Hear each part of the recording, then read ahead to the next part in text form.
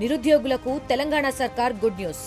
త్వరలోనే 50,000కు పైగా పోస్టుల భర్తీకి రేవంత్ ప్రభుత్వం గ్రీన్ సిగ్నల్ ఇచ్చింది. రాష్ట్రంలో కొలువుల జాతర జోరందుకుంది. ప్రభుత్వంలోని పలు శాఖల్లో ఖాళీగా ఉన్న పోస్టులను భర్తీ చేసేందుకు రాష్ట్ర ప్రభుత్వం రంగం సిద్ధం చేస్తోంది. త్వరలోనే 55,418 పోస్టులను భర్తీ చేయనుంది. మహిళా శిశు సంక్షేమ శాఖల్లో 6,399 అంగన్వాడీ టీచర్ పోస్టులు, 7,837 హెల్పర్ పోస్టులు, రెవెన్యూ శాఖలో 10,954 జీపీఓ నియామకాల భర్తీకి కార్యాచరణను ప్రారంభించింది. అంగన్వాడీ టీచర్లు, హెల్పర్ల పదవీ విరమణ వయసు 65 ఏళ్లకు పొడిగింపైంది. దీంతో రిటైర్ అయ్యేవారి స్థానంలో కొత్త వారిని నియమించడంతో పాటు ఖాళీ స్థానాలను కూడా భర్తీ చేయాలని ప్రభుత్వం భావిస్తోంది. దీంతో పాటు అర్హులైన హెల్పర్లకు టీచర్లుగా పదోన్నతి కల్పించనుంది.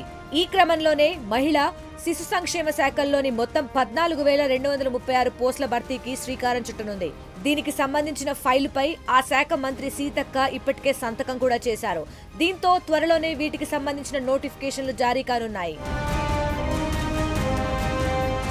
ఇక గ్రామ పరిపాలనా అధికారి పేరిట 10,954 పోస్టుల భర్తీకి ఇటీవల కేబినెట్ నిర్ణయం తీసుకుంది. ఈ నేపథ్యంలోనే వీటి భర్తీ ప్రక్రియను త్వరలోనే ప్రారంభించనుంది. అయితే గతంలో వీఆర్ఓలుగా పనిచేసి ప్రస్తుతం వివిధ శాఖల్లో ఉంటున్న వారిలో దాదాపు 6,000 మందిని ఇప్పుడు జీపీఓలుగా నియమించనుంది ప్రభుత్వం. మిగిలిన 4,000కు పైగా పోస్టులకు నోటిఫికేషన్ ఇచ్చి భర్తీ చేయనుంది. దీంతో పాటు వివిధ శాఖలన్నిటిలో కలిపి మరో 30,228 పోస్టులను భర్తీ చేసేందుకు సిద్ధమైంది ప్రభుత్వం.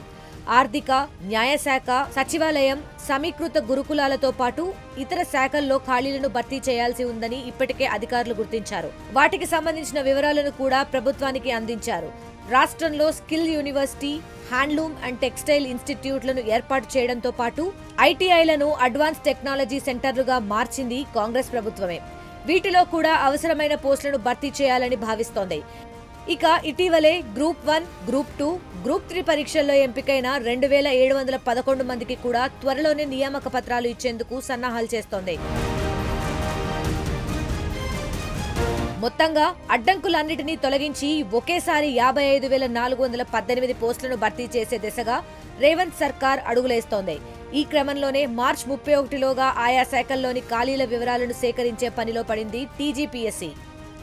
ఇక ఖాళీలపై ఆర్థిక శాఖలో చర్చలు జరిపిన తరువాత నోటిఫికేషన్ల జారీపై ఏప్రిల్లో కసరత్తు చేయనుంది. ఆ తర్వాత మే నెలలో కొత్త ఉద్యోగాలకు నోటిఫికేషన్లు ఇచ్చేందుకు ఏర్పాట్లు చేస్తోంది.